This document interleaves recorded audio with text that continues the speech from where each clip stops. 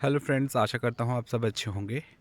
आज हम एक दिव्य स्थान पे जा रहे हैं, शेख ख्वाजा के मंदिर में। वहाँ पे मैं आपको बहुत खूबसूरत नज़ारों का दृश्य भी दिखाऊंगा और साथ में उनकी मान्यता के बारे में बताऊंगा। तो आप मेरे साथ बने रहिए। प्रकृति के खूबसूरत नज़ारे यहाँ पे आपको देखने को मिलेंगे। किस तरह का रास्ता है मैं आपको दिखाऊँगा।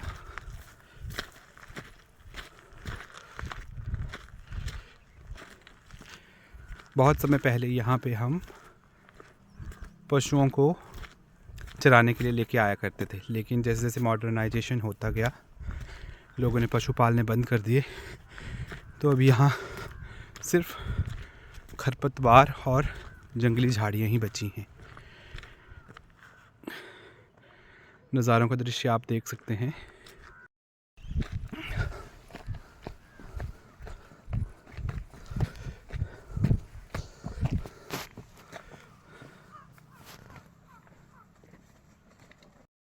ये जो पेड़ है खजूर का पेड़ है।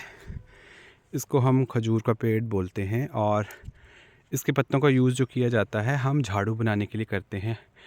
यहाँ पे हिमाचल में नॉर्मल हाउस होल्ड में आपको इसी के बने हुए झाड़ू मिल जाएंगे और इसको लेडीज़ घर में खुद ही बना लेती हैं।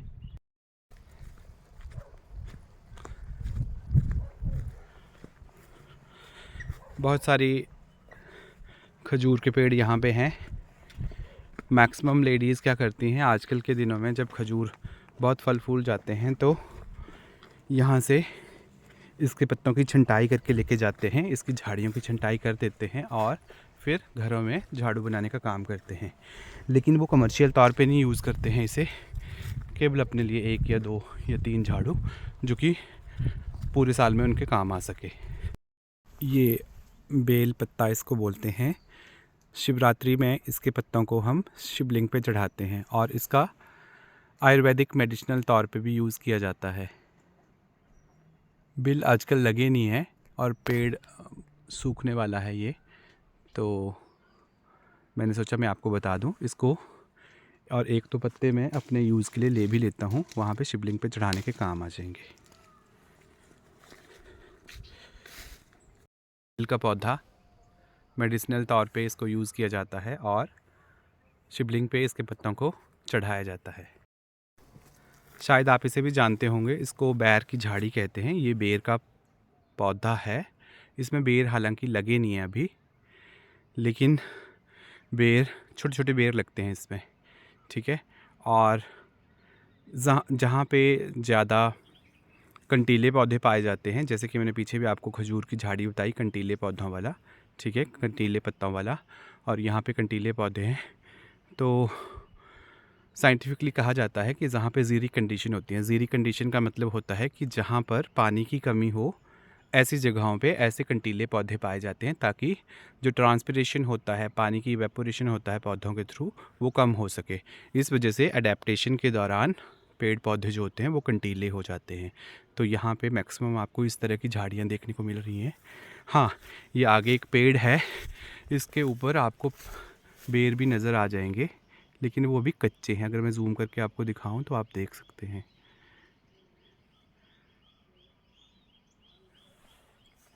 ये देखिए खेतों की क्या हालत हो रखी है।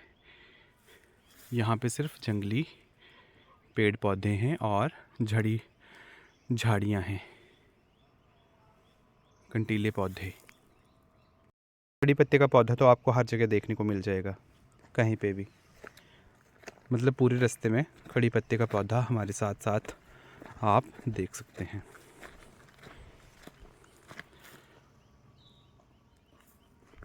जिन लोगों ने पशु पाल रखे हैं उन्होंने खेतों को मेंटेन भी किया हुआ है। बीच बीच में हमें खेत ऐसे भी देखने को मिल रहे हैं जहाँ पे कोई भी खरपतवार या जंगली पेड़ पौधे नहीं हैं और घास भी कटी हुई लग रही है। तो इन लोगों ने पशु पाल रखे हैं। प्रकृति के कुछ इस तरह के नज़ारे यहाँ पे हैं। अभी अभी मैंने एक मोर को देखा था, लेकिन हमें देख के वो उड़ गया अभी।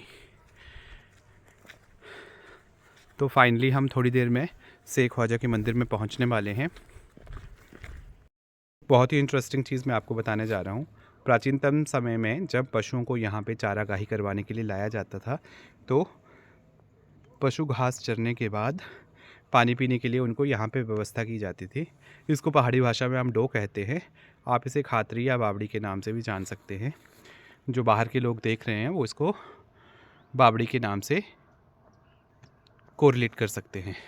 तो यहाँ पे पानी है, लेकिन पानी जो है वो गंदा पानी है, जो कि काफ़ी दिनों से स्टोरेज, जब बरसात में यहाँ से पानी रिसा होगा तो काफ़ी दिनों से स्टोर है, इसलिए इसके बीच में बहुत सारी काई जम गई है एल्गी। ठीक है, तो अभी ये पानी यूज़ करने के लायक नहीं है। हालांकि कुछ पशु यहाँ पे अभी भी चारागाही करने के लिए लोग लाते हैं, जैसे कि यहाँ पे आप देख सकते हैं गोबर दिख रहा है हमें यहाँ पे। आधुनिकीकरण और शहरीकरण के चलते खेतों की क्या हालत हो रखी है। ये हमारे ही परिवार का खेत है और हालांकि किसी ने यहाँ पे पशु नहीं पाल रखे हैं और लोगों ने घास की कटाई करना भी बंद कर दिया है, तो खरपतवार, जंगली पेड़ पौधे, कंटीले पौधे, आप देख सकते हैं कि खेतों की क्या हालत हो रखी है। प्राचीनतम समय में लोग अपनी सुविधाओं के अनुसार पानी के किनारे बसने की कोशिश करते थे। तो बीच में आपको देख रहे होंगे 1 या 2 घर दिख रहे हैं वहाँ पे। तो ये हमारे ही गांव से एक परिवार उठ के यहाँ पर आ गया था, क्योंकि यहाँ पे सड़क पास में पड़ती है और नीचे पानी है, पत्थर है, रेत है, बजरी है। घर बनाने में, कंस्ट्रक्शन करने में कोई प्रॉब्लम नहीं आती है और एकांत में वैसे भी लोगों का मन ज़्यादा लगता है। तो मे भी हो सकता है कि उन्होंने उस समय ये सोच के डिसीज़न लिया होगा कि वो यहाँ पे आके बस गए थे। सामने वाला पहाड़ आप देख सकते हैं कितना ऊंचा है। ये दूसरे गांव की बाउंड्री यहाँ से आरंभ हो जाती है। ठीक है, और अभी हम मंदिर के बिल्कुल पास पहुँचने वाले हैं, तो मैं आपको पूरा दृश्य अभी कवर करके बताऊँगा। खूबसूरत सफ़र में आप मेरे साथ इसी तरह से बने रहिए, मैं आपको कुछ और इंटरेस्टिंग चीज़ें बताने वाला हूँ। शुक्र है भगवान का कि कैमरा ऑन करते हुए मैंने नीचे देख लिया था, क्योंकि यहाँ पे रास्ते में एक बहुत ही बड़ा लैंडस्लाइड हो रखा है और नीचे गहरी खाई है, नीचे बहुत गहरी जाके नीचे खड्ड है। तो देखिए ये अभी जो बारिशें हुई थी पीछे, तो उसके चलते ये लैंडस्लाइड हुआ था और रास्ते की एक बहुत ही पतली पगडंडी यहाँ पे रह गई है। ल्हासों और लैंडस्लाइड को आप कहीं भी देख सकते हैं, पहाड़ी क्षेत्रों में बहुत इजीली आपको देखने को मिल जाएंगे। नीचे पुंग खड्ड में आप देख सकते हैं कुछ जंगली पशु, जिन गायों और बैलों को लोगों ने छोड़ दिया हुआ है, वो ग्रेजिंग करते हुए आपको नज़र आ रही होंगी। प्रशासन से मेरी यही भी अपील रहेगी कि इन गायों के लिए भी कुछ प्रयोजन किए जाएं, सो दैट कि ये गाय पशु जो हैं इनको एक शेल्टर मिल सके। से हमें मंदिर दिखना आरंभ हो गया है। तो पहाड़ी कंटीले पौधों को के रास्तों को पार करते हुए हम फाइनली अपनी डेस्टिनेशन पे पहुंचने वाले हैं। शेख ख्वाजा का मंदिर। लोक मान्यताओं और पौराणिक कथाओं के अनुसार ऐसी अवधारणा है यहाँ पे कि जो भी यहाँ पे आता है उनकी मनोकामना पूरी होती है। कुछ इस तरह के मनमोहक दृश्य आपको देखने को मिल रहा। मंदिर परिसर में हम पहुँचने वाले हैं। आज हम यहाँ पे अपना रोड का चढ़ावा चढ़ाने के लिए आए थे, जो कि सालाना तौर पे हम करते आ रहे हैं और यहाँ पे जो कोई भी श्रद्धालु आते हैं उनकी मनोकामना पूर्ण होती है। पौराणिक कथाओं और लोक अवधारणाओं के अनुसार इस स्थान की एक अहम भूमिका है हमारे डेली रूटीन लाइफ में और आसपास के क्षेत्रों से बहुत सारे लोग यहाँ पे दर्शन करने के लिए हमेशा आते हैं। बरसात के दिनों में यहाँ पे भव्य दंगल और भंडारे का आयोजन किया जाता है। सावन मास में अप्रॉक्स अगस्त और सितंबर के मंथ में यहाँ पे मंडलियों का आयोजन होता है और यहाँ पे भंडारों का आयोजन किया जाता है।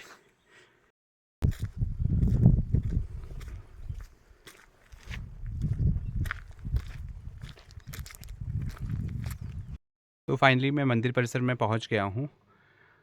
पौराणिक कथाओं और लोक मान्यताओं के अनुसार इस स्थान की एक अहम भूमिका हमारे डेली रूटीन लाइफ में है। आसपास के लोग यहाँ पे हमेशा आते हैं और जो भी लोग आते हैं उनकी मनोकामना पूर्ण होती है हमेशा से।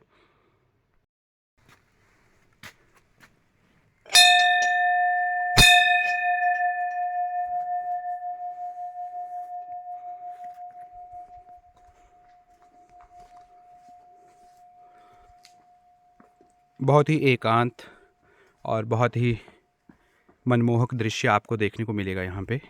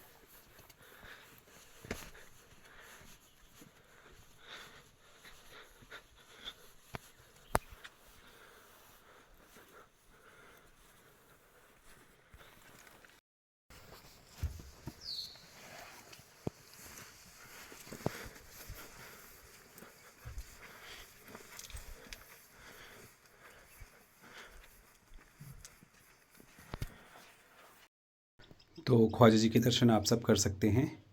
यहाँ पे कुछ कार्ड्स भी रखे गए हैं। जब भी शादी होती है आसपास के गांव में तो लोग यहाँ पे सबसे पहले इनविटेशन लेके आते हैं भगवान जी के लिए, ख्वाजा जी के लिए, ताकि उनको इनविटेशन के तौर पे वो यहाँ का पानी लेके जाते हैं जो कि रसोई बनाने के काम में आता है। और सबसे पहले भगवान को हम इनविटेशन देते हैं ताकि भगवान भी हमारी शादी में शरीक हो सकें। और शादी कंप्लीट होने के बाद फिर से नवविवाहित वर वधू भी यहाँ पे दर्शन के लिए आते हैं।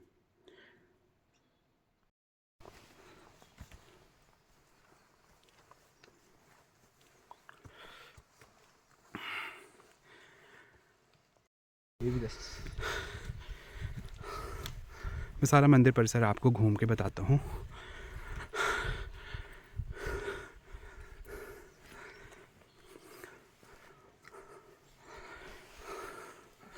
तो बरसात के दिनों में जब यहाँ पे भंडारों का आयोजन होता है तो यहाँ पे बैठने के लिए व्यवस्था की गई है।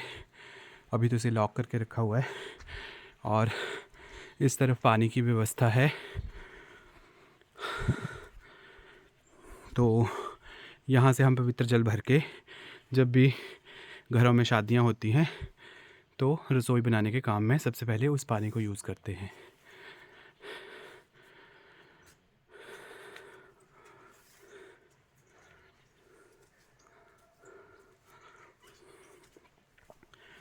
काफ़ी अच्छी व्यवस्था यहाँ पे प्रशासन के थ्रू की गई है और यहाँ पर बच्चों के खेलने के लिए स्लाइडर्स, झूले और पंचायत के थ्रू बेंच रखवाए गए हैं।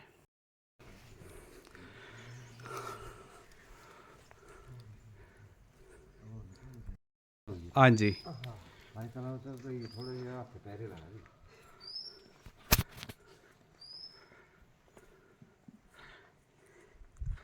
इस साइड हमने रसोई में बनाने वाले बर्तनों को रखा हुआ है और रसोई को जलाने के लिए लकड़ियों का भी प्रयोजन ऑलरेडी व्यवस्था करके रखी हुई है। यहाँ पे जो भी श्रद्धालु आते हैं रात को, कई बार रात को ठहरते हैं, तो उनके लिए ठहरने का भी बंदोबस्त किया गया है। तो प्रशासन ने बहुत अच्छा इसे बना के रखा हुआ है। लोग भी बहुत मात्रा में यहाँ पे चढ़ावा करते हैं। इस साइड यूरिनल्स हैं।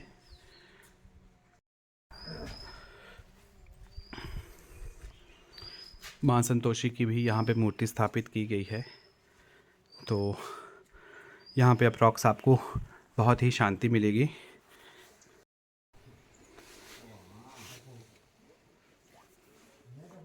यहाँ पे नींबू का पौधा है, आजकल ये अंकुरित हो रखा है। ठीक है, आप इसको देख सकते हैं। इसको एस्पार्गस कहते हैं। एस्पार्गस भी साइंटिफिकली मेडिसिनल प्रॉपर्टीज़ के साथ काम करता है। ये आम का छोटा सा पेड़ लगा रखा है साथ में, और नींबू का पौधा है, आम का पौधा है। ठीक है, गुलाब के पौधा भी लगा रखा है, लेकिन अभी इसमें फ्लावरिंग नहीं हो रखी है। ये भी पौधा जो है वो गुलाब का ही लग रहा है मुझे। पर जूता घर और बैठने के लिए व्यवस्था कर रखी है। बरसात के दिनों में जब भंडारों का आयोजन होता है तो लोग यहाँ पे बैठते हैं।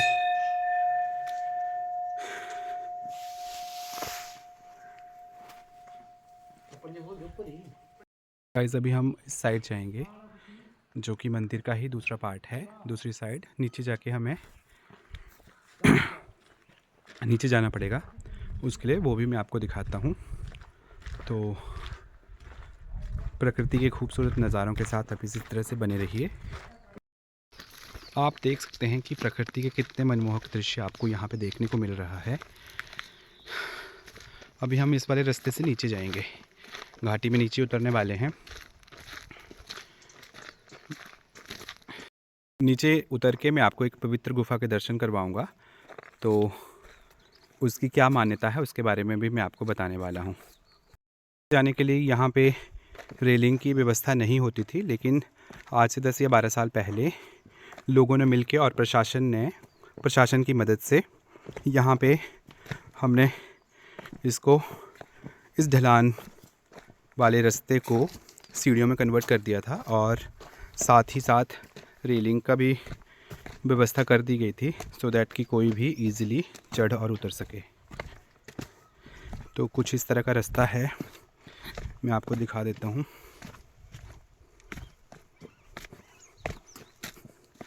आप इमेजिन करिए कि जब यहाँ पे सीढ़ियाँ नहीं होती होंगी तो किस तरह से लोग आवागमन के लिए ऊपर से नीचे जाते थे।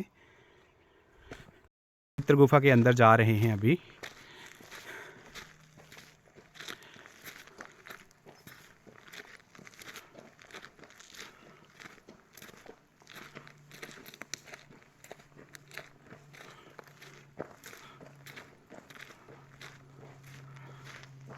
आप देख सकते हैं कि पहाड़ आपस में जुड़ गए हैं और गुफा है। ठीक है, तो शेर का मतलब होता है जहाँ पे पानी एकत्रित हो सके।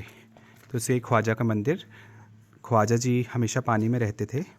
तो जैसा कि मैंने आपको बताया कि जहाँ पे मंदिर हमने बनाया था, जो मैं दूसरी तरफ से आपको दर्शन करवा के लाया हूँ, वहाँ पर नीचे जो नदी आ रही है, खड्ड आ रही है, वो खड्ड और ये वाली खड्ड आपस में जुड़ी हुई हैं। तो मैं गुफा के अंदर जा रहा हूँ। यहाँ पे देख सकते हैं आप।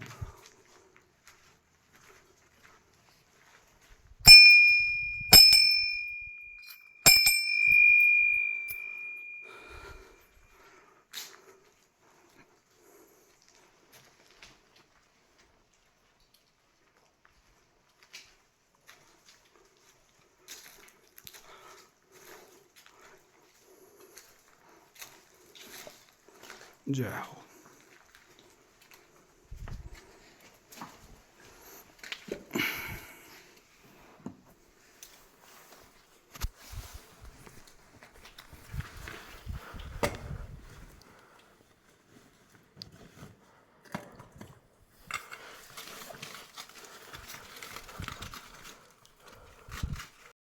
गुफा के इस तरह के नज़ारे आपको अंदर से देखने को मिल रहे हैं।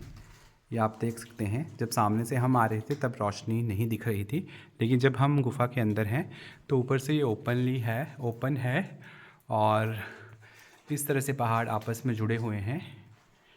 यहाँ पर जब पानी का बहाव आता है तो ऐसी मान्यता है, लोक मान्यताओं और पौराणिक कथाओं के अनुसार, अगर यहाँ पे किसी को किसी तरह का कोई जादू जंतर या कोई टोटका किसी ने कर रखा हो तो यहाँ पे स्नान करने से या हाथ मुंह धोने से, जो पानी यहाँ पे आ रहा है, हाथ मुंह धोने से उनके सारे कष्ट दूर हो जाते हैं और इस तरह की जो भी बाधाएं उनको उनकी लाइफ में आ रही होती हैं वो सब हट जाती हैं।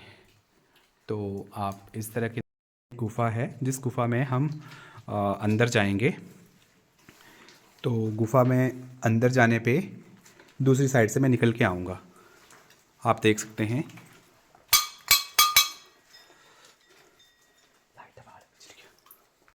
तो गाइज़ अभी हम पवित्र गुफा से बाहर आ गए हैं और दूसरी साइड अभी ये जो खड्ड जा रही है वो हमें पुंग खड्ड से ज्वाइन करवाएगी, तो वो भी मैं आपको दिखा देता हूँ सामने से। यहाँ पे बीच में हमने एक स्टेप बना रखा है, एक डंगा बीच में दिया था, क्योंकि क्या था कि नदी का स्तर जो था वो रेगुलरली नीचे जा रहा था। तो यहाँ पे स्टेप बनाने से क्या हुआ कि जो पीछे की बजरी बहाव के साथ आती थी वो पीछे ही रह गई और आप यहाँ पे देख सकते हैं कि कितनी गहराई में नीचे खड्ड का स्तर चला गया है। 2 स्टेप्स हमने बनाए थे यहाँ पे, तो बीच में आप देख भी रहे होंगे कि लोग यहाँ से बजरी को प्रयोग भी कर रहे हैं। जिनके घरों में कंस्ट्रक्शन का काम चल रखा है वो यहाँ से बजरी खुद भी लेके जाते हैं, बाकी क्रैशर तो खड्ड में लगा ही हुआ है काफ़ी समय से। और यहाँ पे एक दरवाज़ा मैं आपको दिखाने वाला हूँ, हमने तो नहीं देखा लेकिन हमने सुना है, हमारे दादाजी और जो पूर्वज थे उन्होंने बताया था हमें कि ये जो एक दरवाजे की शेप का बना हुआ है, यहाँ पे जब आसपास के गाँव में शादियों का आयोजन होता था तो यहाँ से हम बर्तन लेके जाते थे। यहाँ पे चरोटी और जो कंटेनर होते हैं जिसके थ्रू हम भोजन को डिस्ट्रीब्यूट करते हैं, कड़छी और दूसरे जो बनाने में सहायक सामग्री होती है, उसको हम यहाँ से लेके जाते थे और फाइनली हम यहीं रख देते थे। लेकिन कुछ हुआ होगा जिसमें कुछ लोगों ने उसे वापस नहीं किया बर्तनों को, या फिर बर्तन जूठे उन्होंने यहाँ पे रख दिए थे, या किसी कारणवश वो नहीं दे पाए होंगे, लौटा नहीं पाए होंगे, या कुछ हुआ होगा, तो उसके चलते फिर ये दरवाज़ा हमेशा के लिए बंद हो गया था। तो इसकी ये अवधारणा बनी हुई है। तो फाइनली जो यहाँ का सारा मंदिर का जो अवधारणाएं थी, मंदिर की जो हमारे रिचुअल्स हैं, वो मैंने आपको बता दिया है। और ये आगे ये वाली जो खड्ड है वो पुंग खड्ड को एडजॉइन कर रही है यहाँ से, और अवैध खनन के चलते खड्ड की बुरी हालत हो रखी है। तो फाइनली जो आज का मेरा मंदिर को दर्शाने का जो मोटिव था, यहाँ के रिचुअल से आपको रूबरू करवाने का जो मेरा मोटिव था, वो मैंने आपको बता दिया है। तो आपको भी कभी समय लगे तो प्लीज़ आप यहाँ पे आएँ और जो भी आपकी मनोकामनाएं हैं वो पूर्ण होंगी। और आज के वीडियो को मैं यहीं पे ख़त्म करता हूँ। आई होप आपको मेरा वीडियो अच्छा लगा होगा। अगर अच्छा लगे तो लाइक, सब्सक्राइब एंड शेयर ज़रूर करें। Thank you.